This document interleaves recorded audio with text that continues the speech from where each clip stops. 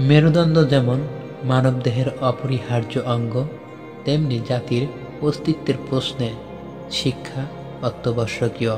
মেরুদণ্ড হল শিরদাঁড়া। মেরুদণ্ড শরীরকে সোজা রাখে। মানুষ যদি মেরুদণ্ডহীন হতো তবে চলাফেরা করা তো দূরের কথা, সোজা হয়ে দাঁড়ানোই অসম্ভব হতো। তখন সে হয় হামাগুড়ি দিয়ে পশুর মতো চলাফেরা করত, না হয় জড় পদার্থের মতো পড়ে থাকত।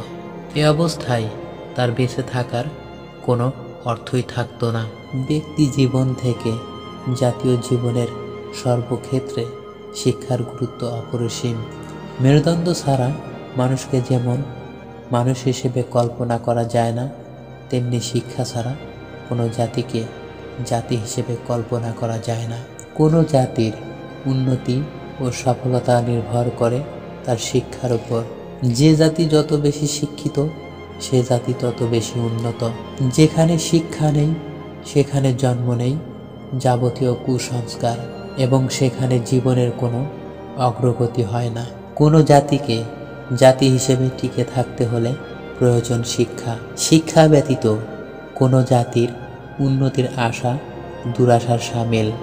ভিডিওটি ভালো লাগলে প্লিজ একটা লাইক, কমেন্ট ও শেয়ার করবেন।